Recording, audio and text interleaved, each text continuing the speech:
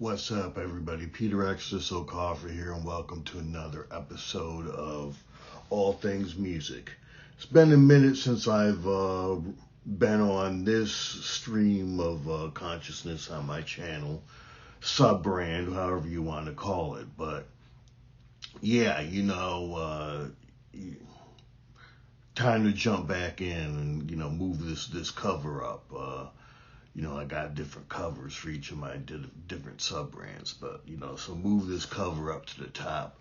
Today we're dealing with the title is The Genius, Drake, the genius of his songwriting. A lot of Drake haters out there, but the numbers don't lie. And as I go through and do music appreciation and music history, here's the bottom line. The essential ingredient of a legendary musical artist is great songwriting. And, at some point I'll do my top 10. Drake has to be on the top 10. Probably the most revolutionary thing that Drake did was he brought pop music into hip hop / rap. Before then, it was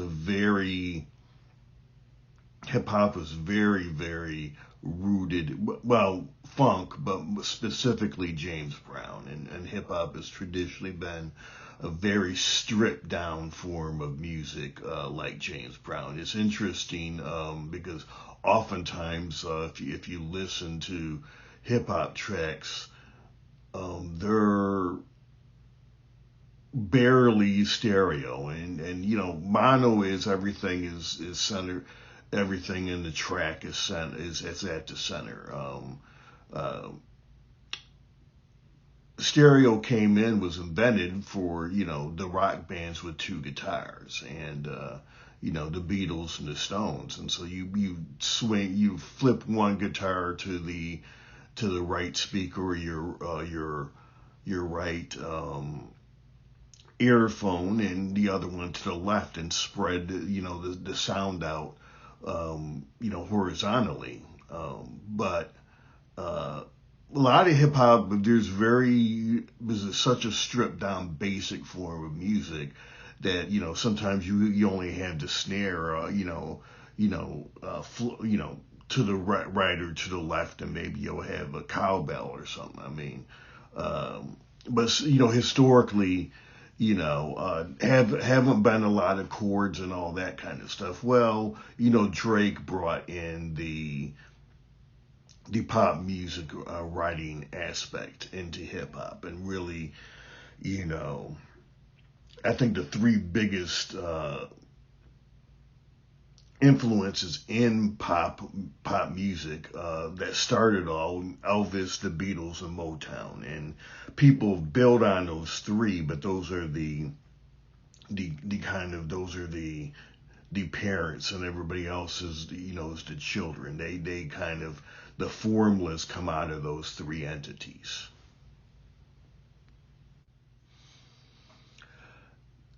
So first of all, Drake is at the top of the game right now, by far. We'll get into numbers in a minute. But, if you look at the history of the best-selling artists of all time, the singles era was Elvis.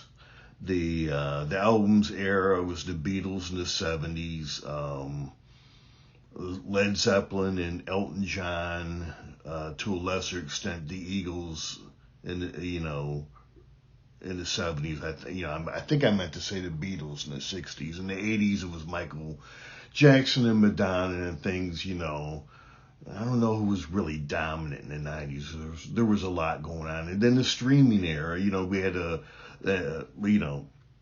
5, 7, 8, years there, where it was mixed between CDs and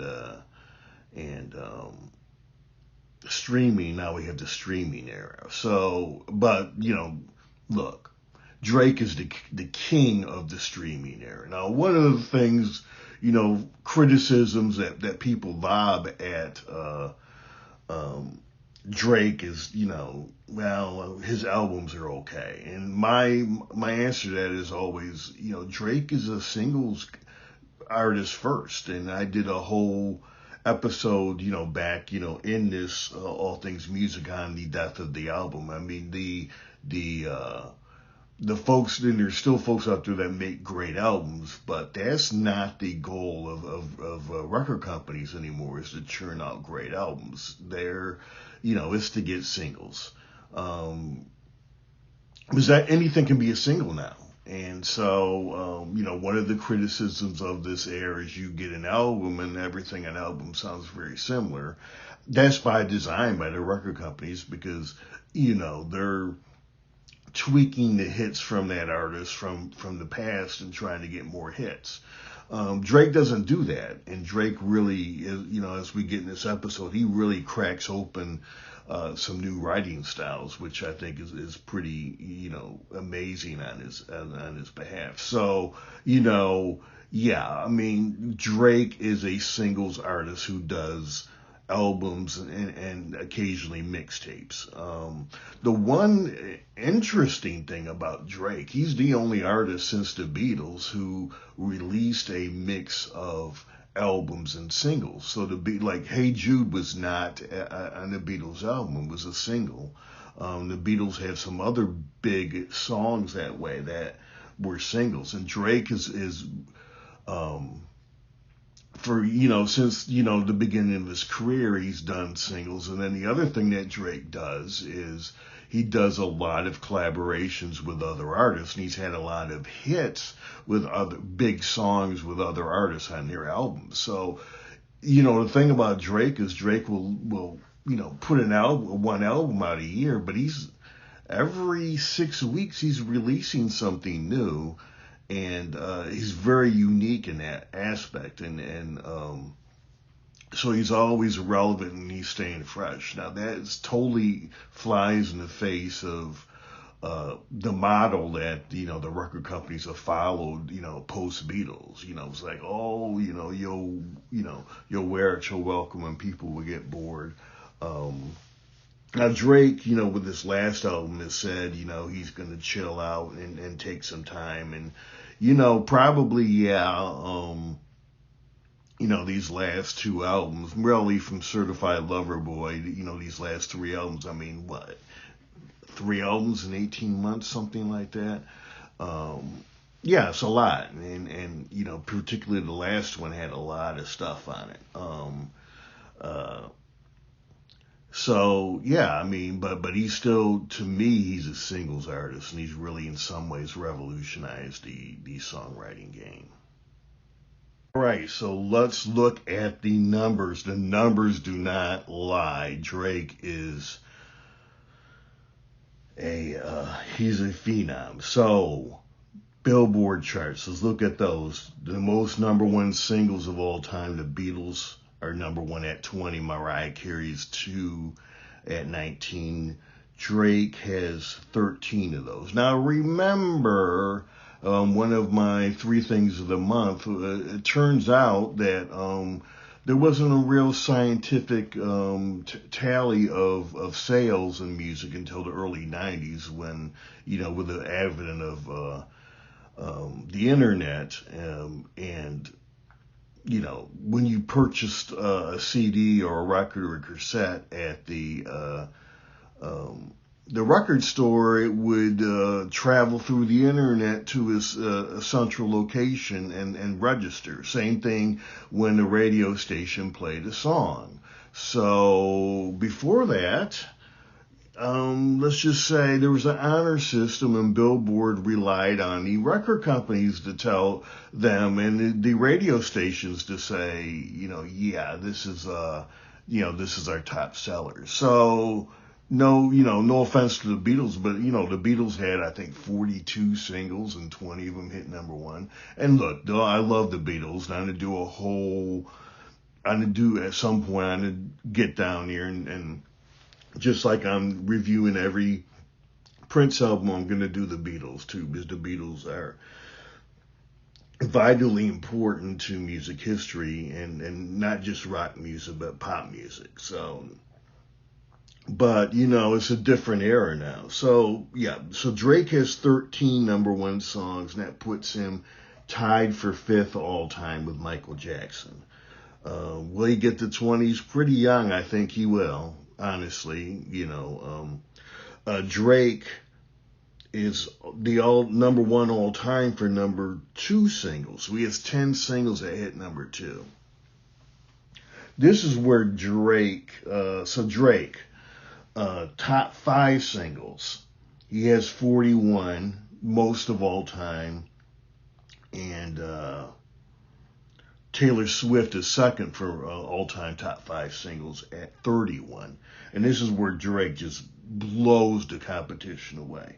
The most top 10 singles of all time, Drake is number one. He has 76. Number two is Taylor Swift with 49. So Drake has more top 10 singles at 76 than the Beatles had in their entire career. Now, granted, everything counts as a single now, and the Beatles only released 42 singles. That's an amazing number. I mean, he's 2/3 of the way up on Taylor Swift. Taylor might catch her. Now, the interesting phenomenon, and that's why I wanted to do this episode now, is that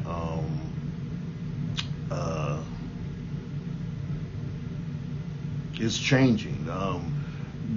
Taylor Swift's last album, 10 of the songs in that album hit the top 10. So these numbers now are going to get very, very inflated, post 2023. Finally, the most streamed artist of all time. I'm doing this January 30th, 2024. So here we go. This is across all the platforms. Drake is number one with 140 billion streams. Taylor Swift is second at 125 billion streams. Bad Bunny's third at 93 billion streams. Fourth is The Weeknd at 88 billion streams. And then five is Ed Sheeran with 74 billion streams. So there's 15 billion streams between Drake and Taylor Swift. And that's, for those two, that's about an album's amount. And that's just amazing. That's a pretty big gap between him. Will Taylor catch him? Maybe. I mean, we know the Swifties roll deep and roll strong.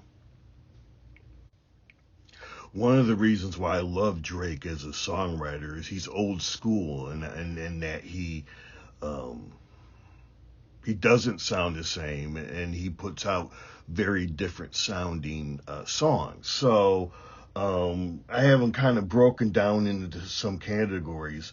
The first is the classic hip hop stuff rooted in the funk. So my top three in that area, 0 to 100, Energy, and Jumpman. Those are my top three in that category. Then you have the motto, Nonstop, and Started from the Bottom.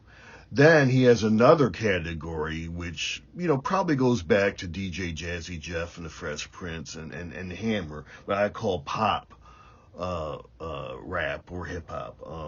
His best, God's Plan and Hotline Bling. And then you have also Controlla and Headlines.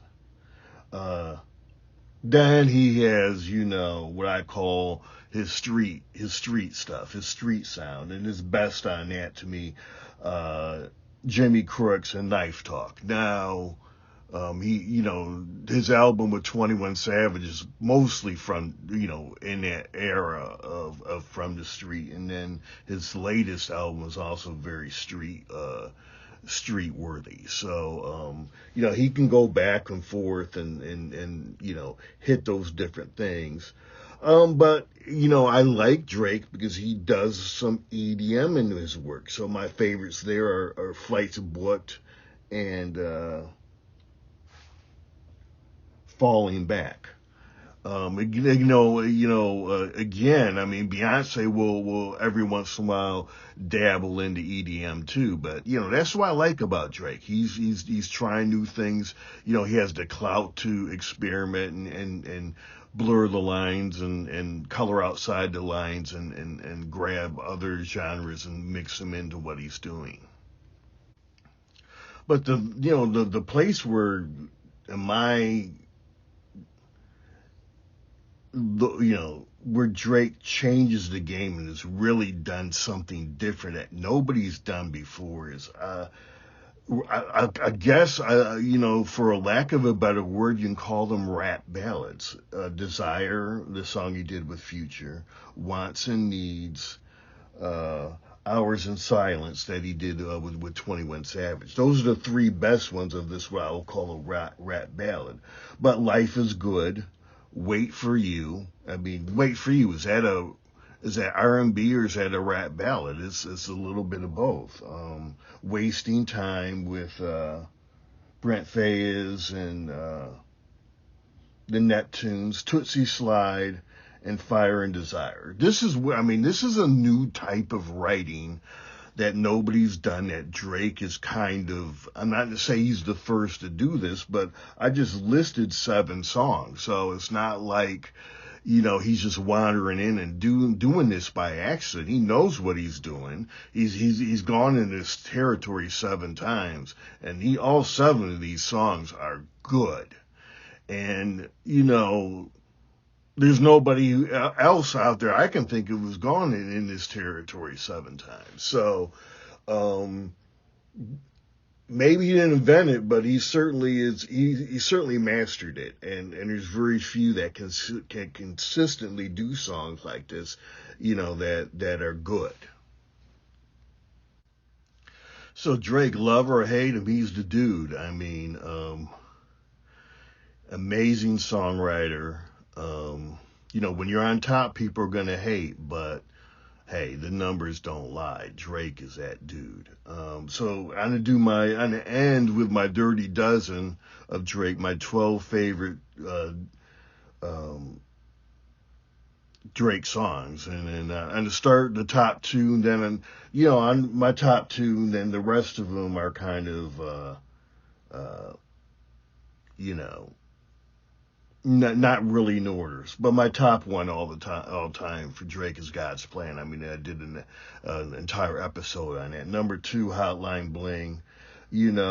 Gotta respect, the Drake, a dude who can write hooks, consistently. I mean, it's not easy. I mean, it's interesting. Well, Drake's overrated. I'm like, Drake can write hooks in his sleep. It ain't easy. I mean, people make it sound like it's easy, but until you actually write a song, it ain't easy. He makes it look easy, but dude's amazing. Number 3, 0 to 100, The Funk. Rooted in the funk. Number 4, Energy, rooted in the funk. Number 5, Jimmy Crooks, Street Legal. I'm sorry, 5 is Jumpman and 6 is Jimmy Crooks. Again, Jumpman, at number 5, rooted in the funk.